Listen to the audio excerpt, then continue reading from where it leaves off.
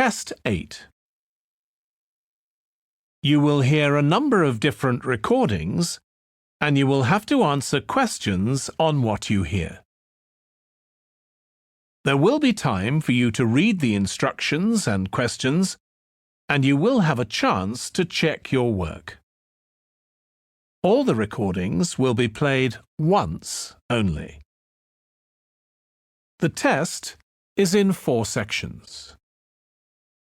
At the end of the test, you will be given 10 minutes to transfer your answers to an answer sheet.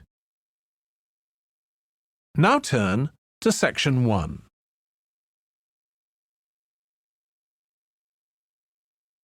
Section 1.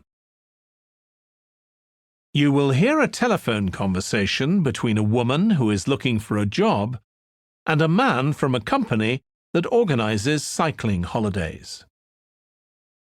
First, you have some time to look at questions 1 to 6.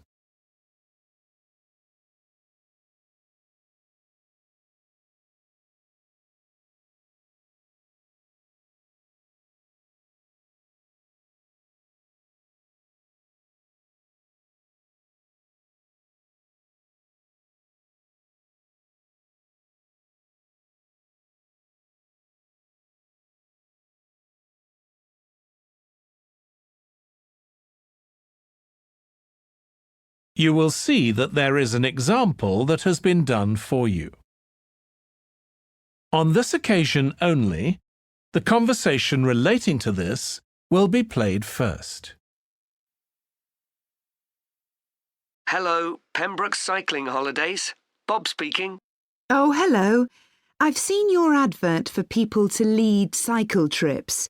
Are you the right person to speak to? Yes, I am. Could I have your name, please? It's Margaret Smith. The woman's surname is Smith. So Smith has been written in the space. Now we shall begin. You should answer the questions as you listen because you will not hear the recording a second time. Listen carefully and answer questions 1 to 6. Hello, Pembroke Cycling Holidays. Bob speaking. Oh, hello. I've seen your advert for people to lead cycle trips. Are you the right person to speak to? Yes, I am. Could I have your name, please? It's Margaret Smith. Are you looking for a permanent job, Margaret? No, temporary. I've got a permanent job starting in a few months' time, and I want to do something else until then. What work do you do? This will probably sound crazy. I used to be a lawyer, and then I made a complete career change, and I'm going to be a doctor. I've just finished my training. Right. And have you had any experience of leading cycle trips? Yes, I've led several bike tours in Africa. The trip to India that I had arranged to lead next month has now been cancelled. So when I saw you were advertising for tour leaders, I decided to apply. OK. Now, we normally have 2 or 3 leaders on a trip, depending on the size of the group. Some tours are for very experienced cyclists, but we've got a tour coming up soon in Spain, which is proving so popular we need an additional leader. It's a cycling holiday for families. Would that suit you? It certainly would. I enjoy working with children, and I probably need some more experience before I go on a really challenging trip. That tour includes several teenagers. Have you worked with that age group before? Yes, I'm a volunteer worker in a youth club where I help people to improve their cycling skills. Before that, I helped out in a cycling club where I taught beginners. Well, that's great. Now, the trip I mentioned is just for a fortnight, but there might be the possibility of leading other tours after that. Would that fit in with your plans? That'd be fine. I'll be free for 5 months. My job is due to start on October the 2nd, and I'm available from May the 1st until late September. Good. Now, is there anything I need to know about the food you eat? We usually have 1 or 2 people in the group who don't eat meat or have some sort of food allergy, so we're always very careful about that. Yes, I'm allergic to cheese. Would that be a problem? No, as long as we have enough notice, we can deal with that. That's great. Before you hear the rest of the conversation, you have some time to look at questions 7 to 10.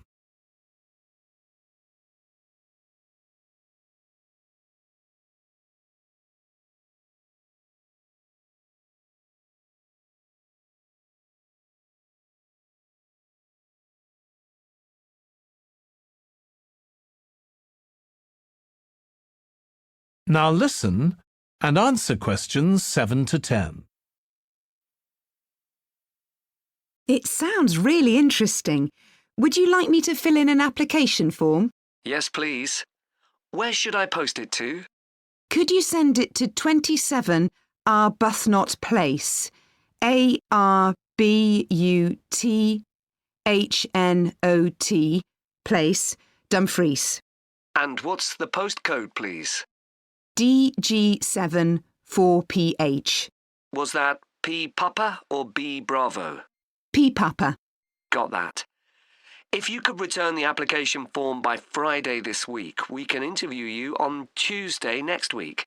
Say 2:30? Would that be possible for you? Yes, it's fine. You're quite a long way from where I live, so I'll drive over on Monday. Should I bring anything to the interview? We'll have your application form, of course, but we'll need to see any certificates you've got that are relevant in cycling, first aid, or whatever. OK. And at the interview, we'd like to find out about your experience of being a tour guide. So, could you prepare a 10-minute talk about that, please? You don't need slides or any complicated equipment, just some notes. Right. I'll start thinking about that straight away. Good. Well, we'll look forward to receiving your application form and we'll contact you to confirm the interview. Thanks very much. Thank you, Margaret. Goodbye. Bye. That is the end of section 1. You now have half a minute to check your answers.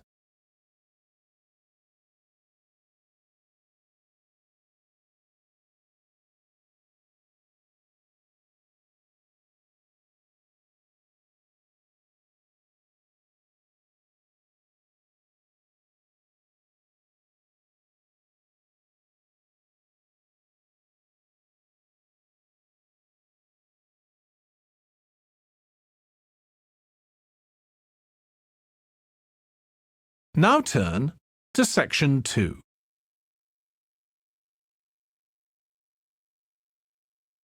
Section 2. You will hear a podcast about an area called the Sheep Market in a New Zealand city. First, you have some time to look at questions 11 to 14.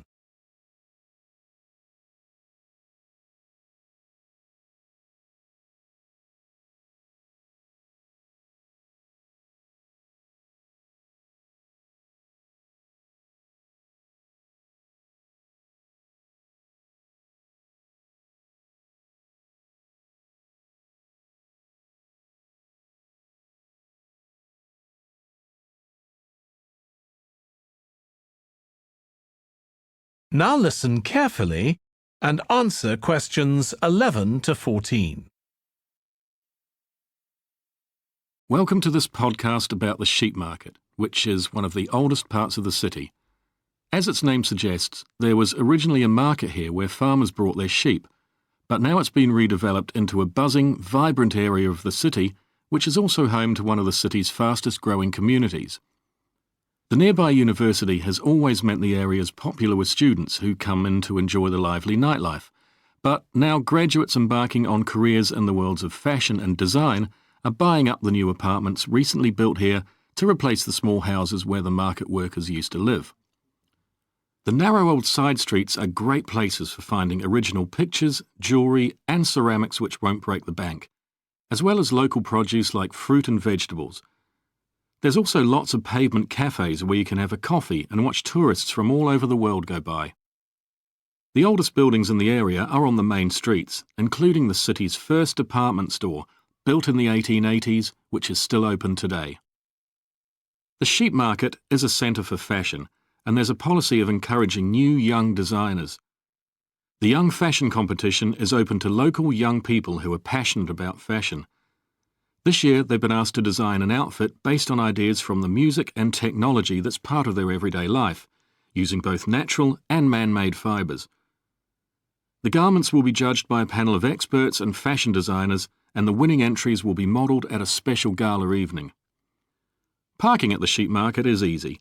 There are plenty of pay and display car parking spaces on the roadsides, which are fine if you just want to stay for an hour or two. But if you want to spend the day there, it's better to park in one of the 4 underground car parks.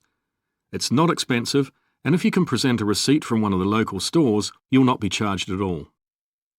After 6 p.m, many of the car parks have a flat rate which varies, but it is usually very reasonable.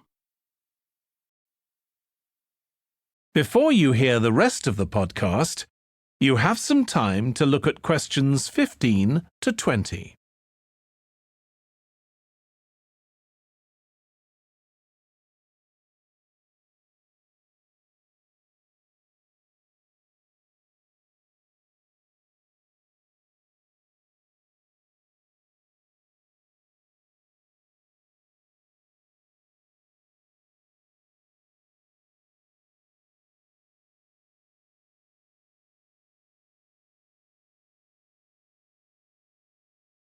Now listen and answer questions 15 to 20. The sheep market is one of the main centres for art and history in the whole of the country.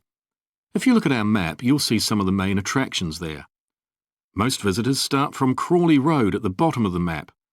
The Reynolds House is one of the oldest houses in the city and is open to the public. It's on the north side of Crawley Road, next to the footpath that leads to the public gardens. The area is particularly interesting for its unusual sculptures. The thumb is just what its name suggests, but it's about 10 metres high. You'll see it on Hill Road, across the road from the bank. The museum's got a particularly fine collection of New Zealand landscapes. It's on the east side of the sheep market, on City Road. It's on the other side of the road from the public gardens, immediately facing the junction with Hill Road. The Contemporary Art Gallery is on a little road that leads off Station Square, not far from the public gardens. The road ends at the gallery. It doesn't go anywhere else. That's open every day except Mondays. The Warner Gallery specialises in 19th century art. It's on City Road, near the junction with Crawley Road, on the same side of the road as the public gardens. It's open on weekdays from 9 to 5 and entry is free. Finally, if you're interested in purchasing high-quality artwork, the place to go is Nucleus. You need to go from Crawley Road up through Station Square and east along Hill Road until you get to a small winding road turning off. Go up there and it's on your right. If you get to City Road, you've gone too far. That is the end of section 2. You now have half a minute to check your answers.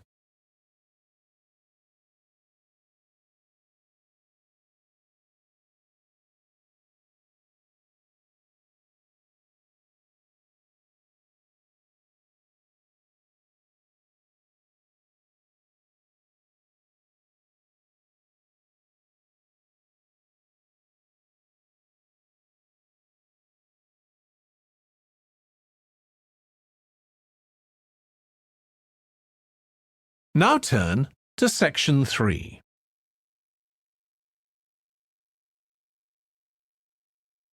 Section 3. You will hear 2 students, Katie and Joe, discussing a presentation in their film studies course. First, you have some time to look at questions 21 to 24.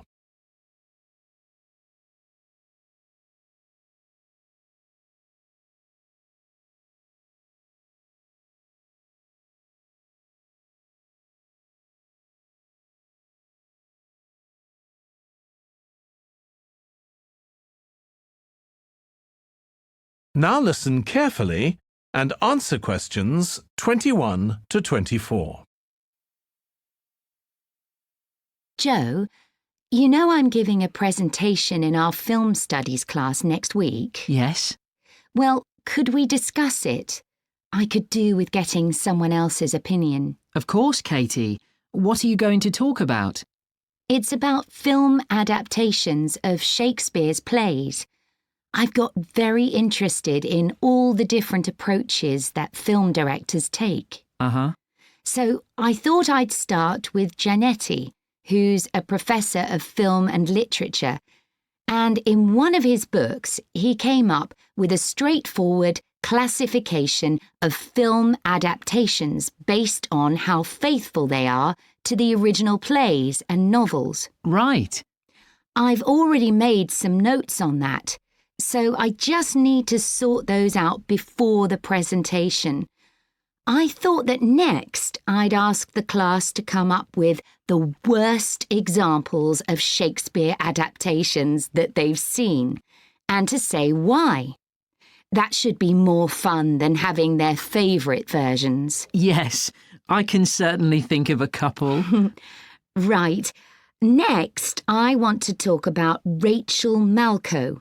I came across something on the internet about her work on film adaptations, and I was thinking of showing some film clips to illustrate her ideas.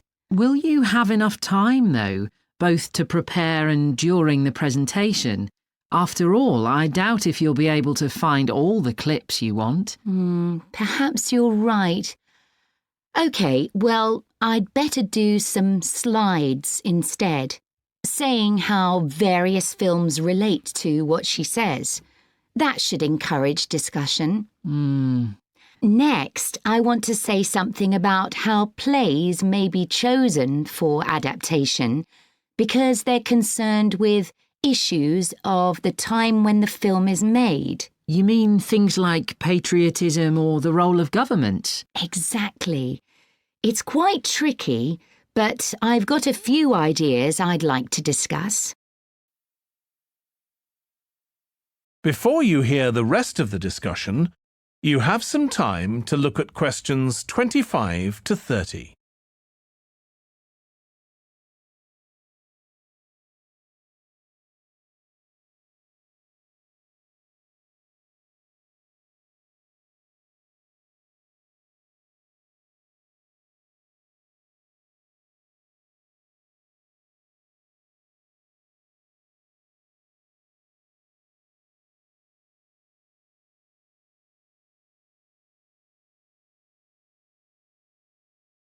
Now listen and answer questions 25 to 30.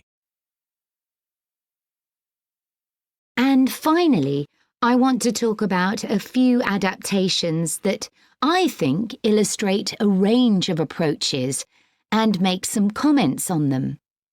Do you know the Japanese film Ran? I haven't seen it. It was based on Shakespeare's King Lear, wasn't it? That's right. It was a very loose adaptation, using the same situation and story, but moving it to 16th century Japan instead of 16th century Britain. So, for example, the king's daughters become sons, because in Japanese culture at that time, women couldn't succeed to the throne. OK. I hope you're going to talk about the 1993 film of Much Ado About Nothing. I think that's one of the best Shakespeare films. It really brings the play to life, doesn't it? Yes, I agree. And I think filming it in Italy, where the play is set, makes you see what life was like at the time of the play. Absolutely. Right, what's next? Next, I thought Romeo and Juliet, the 1996 film, which moves the action into the present day. Yes, it worked really well, I thought, changing the two feuding families in the original to two competing business empires, even though they're speaking in the English of the original play.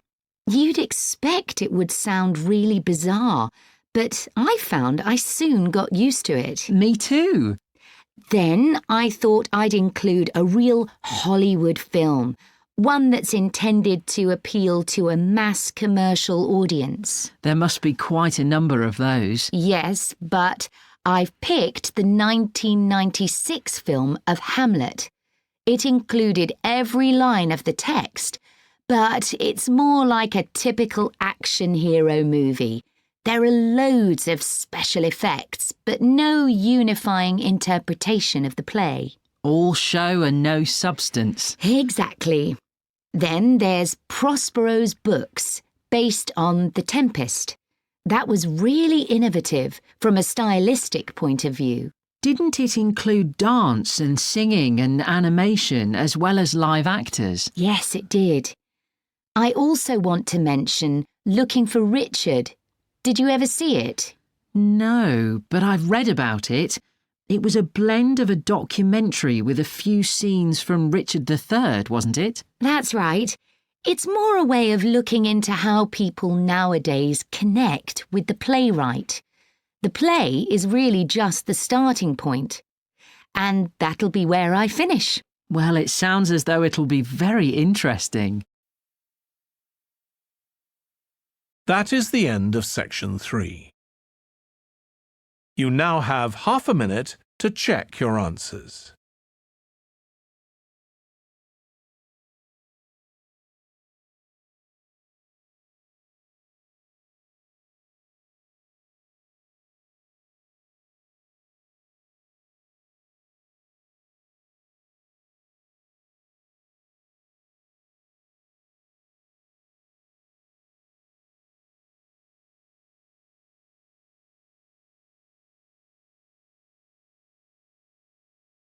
Now turn to section 4.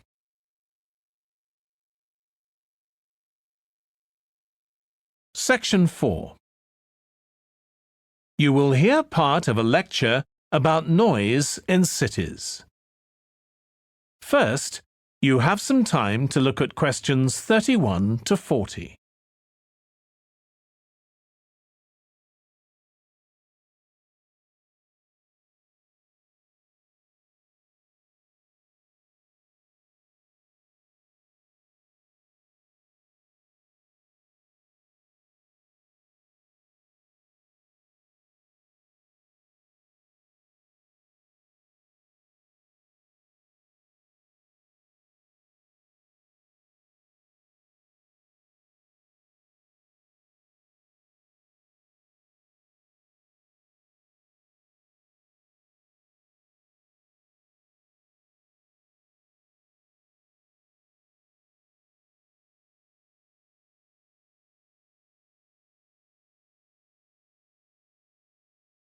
Now listen carefully and answer questions 31 to 40.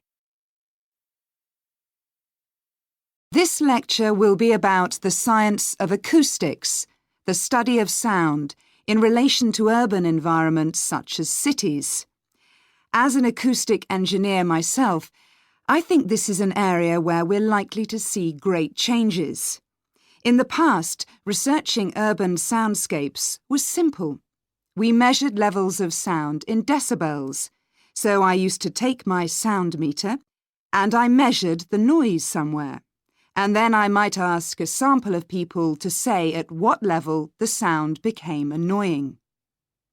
With data like this, acoustic engineers have been able to build up what we call noise maps, maps of the sound environment. But actually, these aren't a lot of use.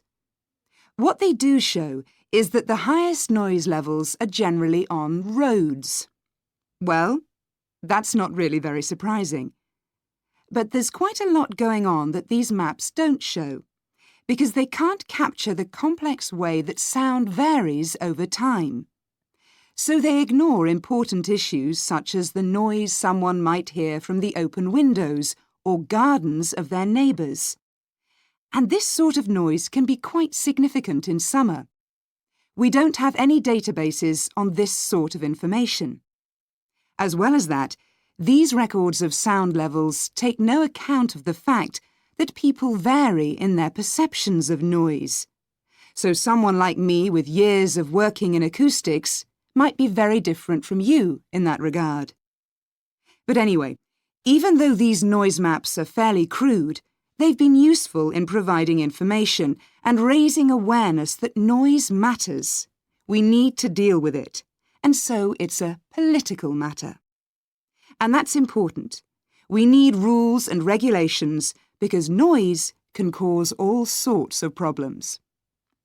Those of you who are city dwellers know that things go on 24 hours a day, so city dwellers often suffer from interrupted sleep. It's also known that noise can lead to a rise in levels of stress due to physical changes in the body affecting the composition of the blood. And there are other problems as well. For instance, if school children don't have a quiet place to study, their work will suffer. Now, one problem with decibel measurement is that it doesn't differentiate between different types of noise. Some types of sounds that most people would probably think of as nice and relaxing might well score quite highly in decibel levels. Think of the sound made by a fountain in a town square, for example. That's not necessarily something that we'd want to control or reduce. So maybe researchers should consider these sorts of sounds in urban design. This is going to be tricky, because just measuring decibel levels isn't going to help us here. Instead, many researchers are using social science techniques, studying people's emotional response to sound by using questionnaires and so on.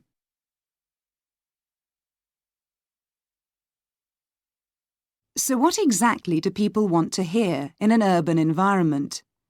Some recent interdisciplinary research has come out with results that at first sight seem contradictory.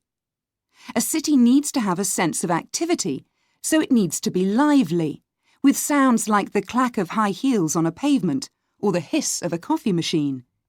But these mustn't be too intrusive, because at the same time we need to be able to relax.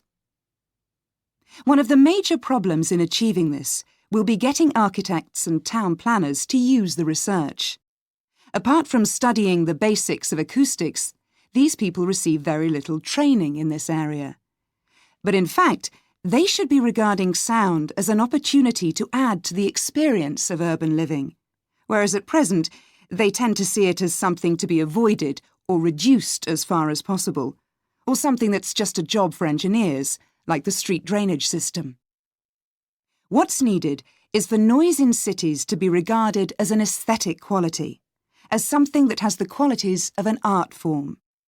If we acknowledge this, then we urgently need to know what governs it and how designers can work with it. We need to develop a complex understanding of many factors. What is the relationship between sound and culture? What can we learn from disciplines such as psychology about the way that sound interacts with human development and social relationships, and the way that sound affects our thoughts and feelings? Can we learn anything from physics about the nature of sound itself? Today's powerful technologies can also help us.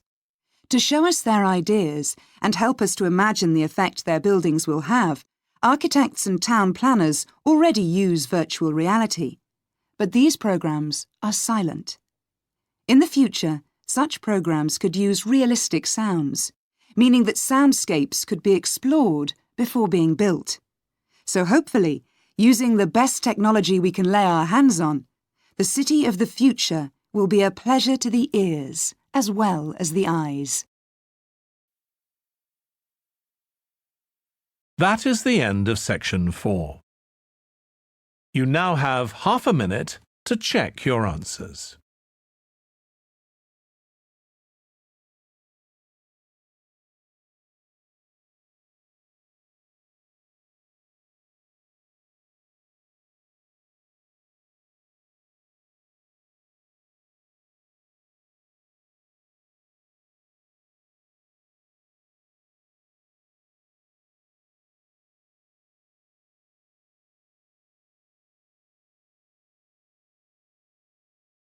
That is the end of the listening test. In the IELTS test, you would now have 10 minutes to transfer your answers to the answer sheet.